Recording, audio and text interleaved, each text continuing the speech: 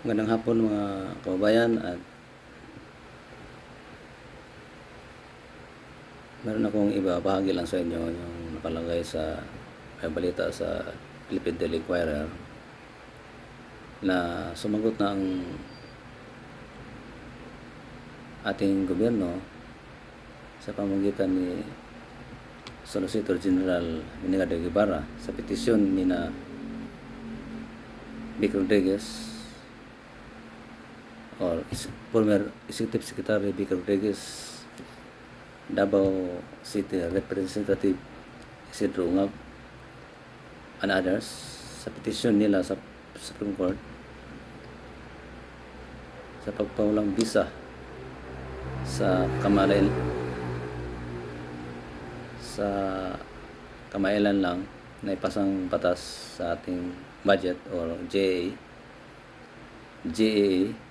Ito yung General Appropriation Act for 2025. Ang sagot ni Menigado Guevara sa kanilang petitions, sa mga grounds ng petitions, ang unang payag niya ay ang petitioner daw ay has failed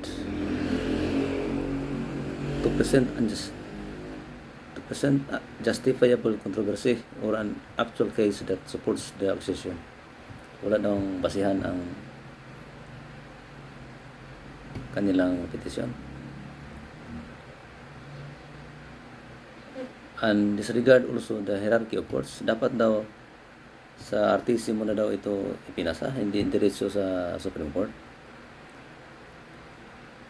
Dagdag pa niya na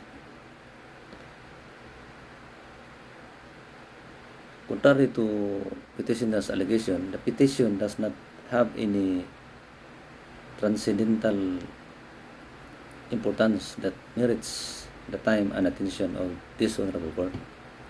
So matindi ito. Hindi na pag-ukulan ng pansin at panahon ng Supreme Court itong petition nila. Ano bang mga grounds sa petition?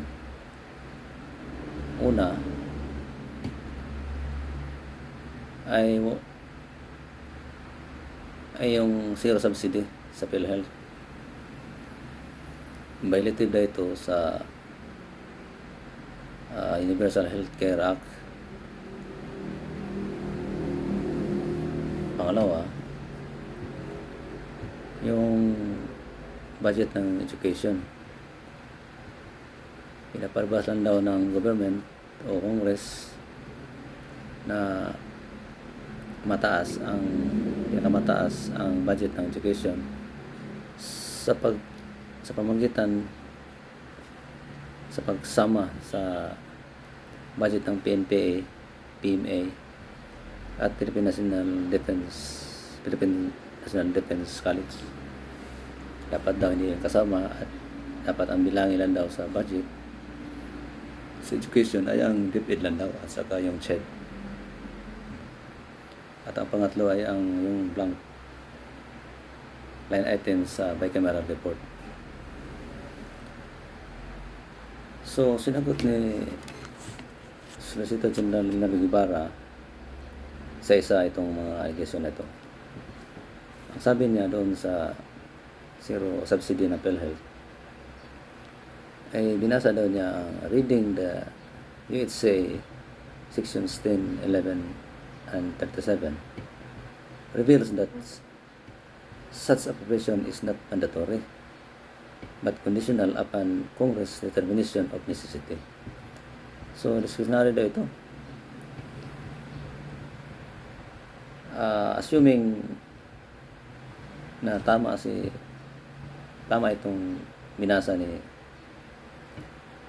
Solicitor General Menigado Guevara na sa sections 10, 11 and 37, may punto siya dito. Kung ito nga ay discretionary lang. Sabagay, marami talagang pagkukunan ng pera ang PhilHealth kahit na zero subsidy siya sa General Appropriation Act. Dahil meron siyang, sa batas meron siyang 50% PAGCOR share and 40% PCSO share. Meron pang automatic na share siya sa syntax, yung mga taxes galing sa liquor, sigarilyo, at mga ilang ano pang mga syntax product. So, at yung contribution sa mga members ng PhilHealth na laki pa. So, hindi sila mawala ng pera. Nakita ito ng Congress na marami silang pera, kaya nakapagsauli nga ng 90 billion last year. 60 billion ang nakuha sa Treasury, ang halos 30 billion ay pinapatigil ng Supreme Court. Pero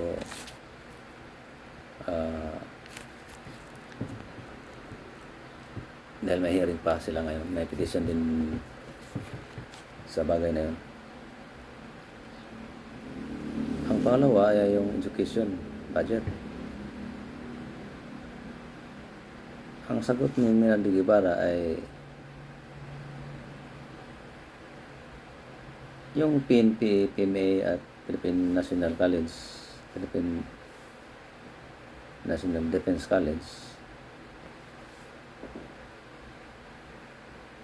ay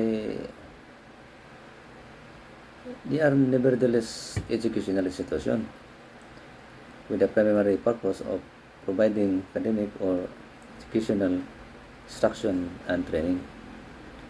So, sinama nila ito dahil ito daw ay education. So, ang budget ito, sinama nila sa competition doon sa budget ng SHED at DepEd. Lumalabas na sila ang pinakamataas.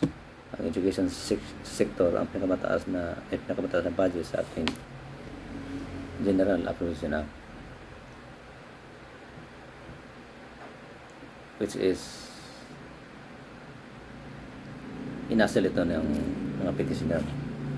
Dapat daw yun lang SHED at saka DepEd ang pupintahin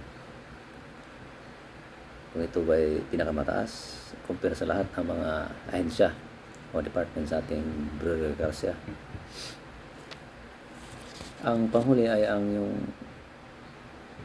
blank line item sa bicameral report ng dalawang kapulungan sa Senate at saka Congress.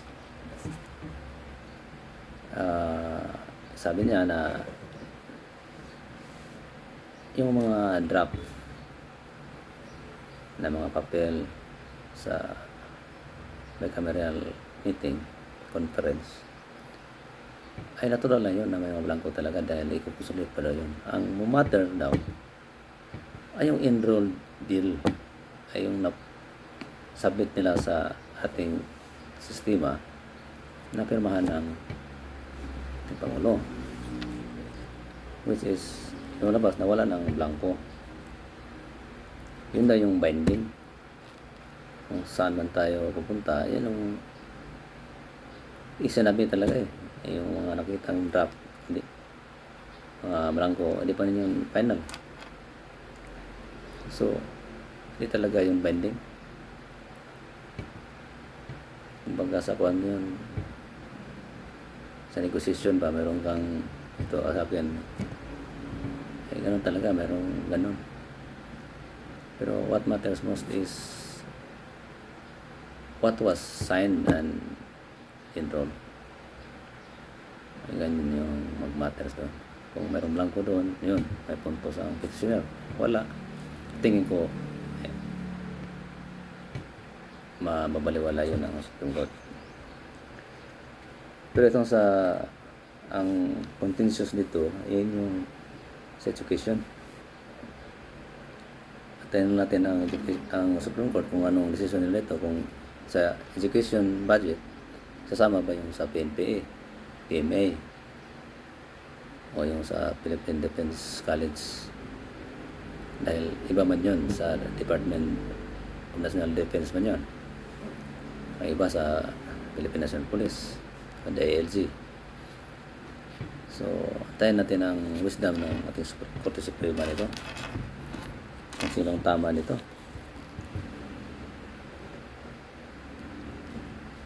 So, ito lang mga kabayan ang update natin dito sa mahalagang usapin. Salamat sa panonood. Bye-bye.